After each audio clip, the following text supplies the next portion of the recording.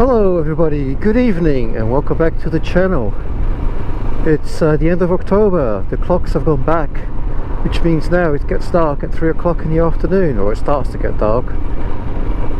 Winter's coming, winter is coming. Anyway, I hope you're all doing well. Yes, I am riding in London. I have just been to my partner's place. We've been working together on some sales. Thank you very much, Not So Smart car. And now I'm trying to get home without dying. And today I wanted to talk about the new Royal Enfield Himalayan, the Himalayan 450 that has been trailed and is supposedly going to be launched next year. So this is what I have learned. Obviously Itchy Boots has had a pre-production model which she was riding in northern India. She took to Kashmir and other parts up there in the Himalayas. So Himalayan in the Himalayas, or in the foothills of the Himalayas. Very good, as usual for Itchy Boots. Excellent production quality, nice videos, good stories. By the way, Mrs. Noob does not like Itchy Boots at all. She finds it irritating, but you know, to each their own. I find her okay. I find her entertaining, always positive. And yes, she's been kind of showing off the Himalayan, as it were, but without revealing any of the technical specs and details, and without really over featuring the Himalayan, without revealing the secrets, performance, figures, etc., which I thought was quite good. So she's just showing it being used to its capabilities, which I thought was quite an interesting and innovative way of doing things from Royal Enfield's perspective. And I was then talking to somebody who is in the trade and has been to the Royal Enfield location in the UK, the R&D facility, and had a little bit of a sneak peek of the UK version of the Himalayan, because it's already been out in it's already been out in the roads in India for a while. It's been sold there already, but not the UK. And what he told me was that the UK model apparently is going to have a little bit more bling on it than the Indian version. It's going to have supposedly a full TFT.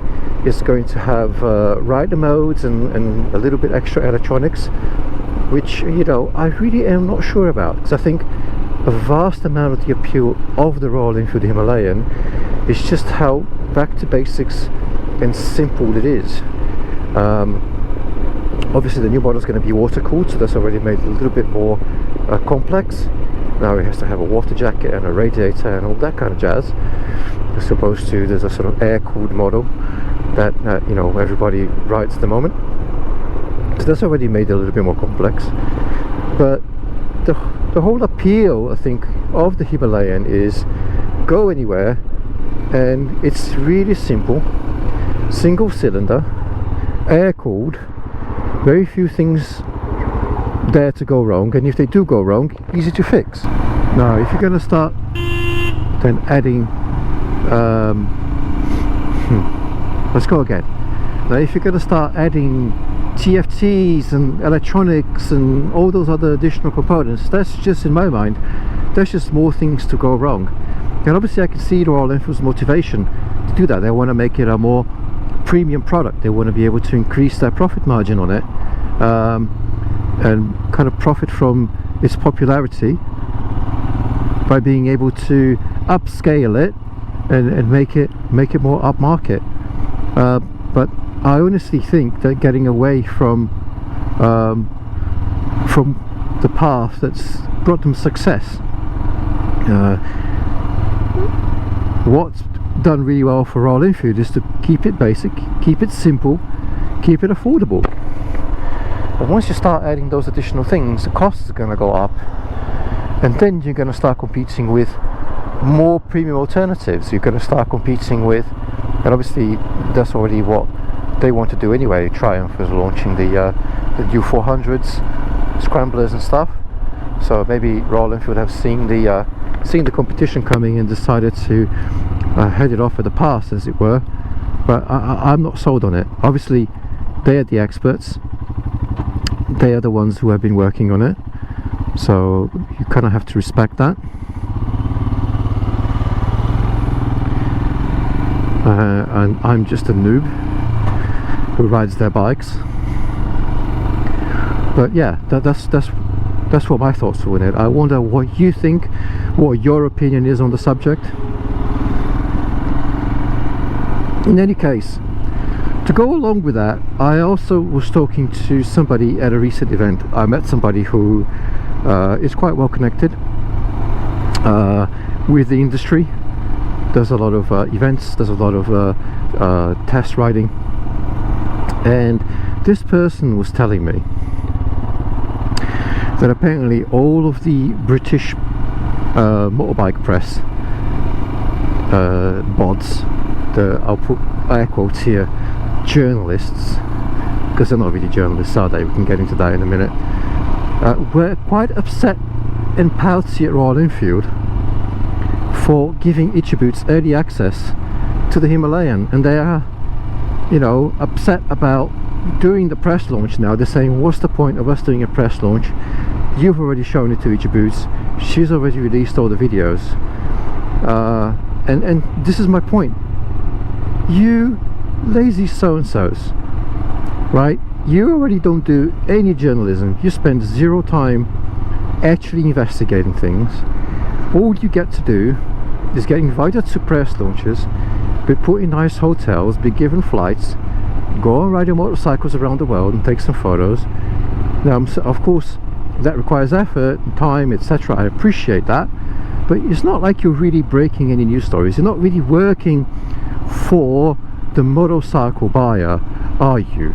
You're working for the manufacturer, and you know very well that you have to toe the line, and you have to be good and nice to the manufacturer. You can't say bad things, because if you say bad things, they won't give you a press bike.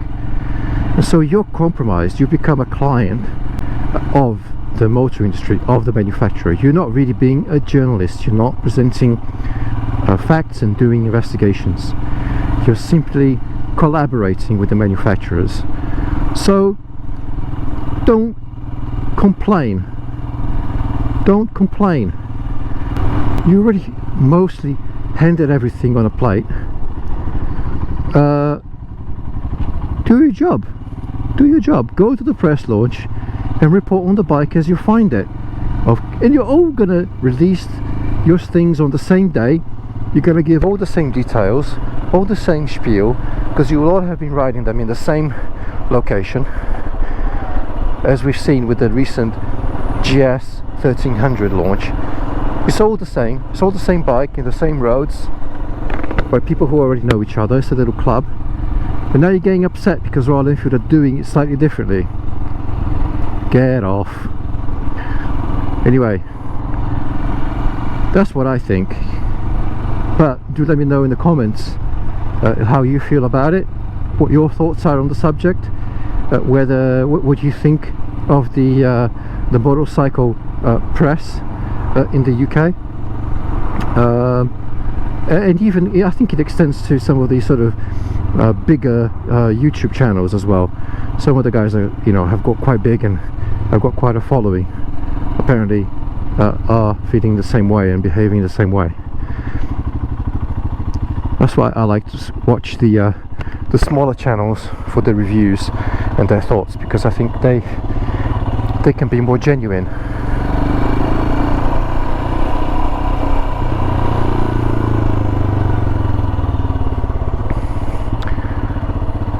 But yeah, as always, I always really appreciate hearing and reading from my viewers in the comments.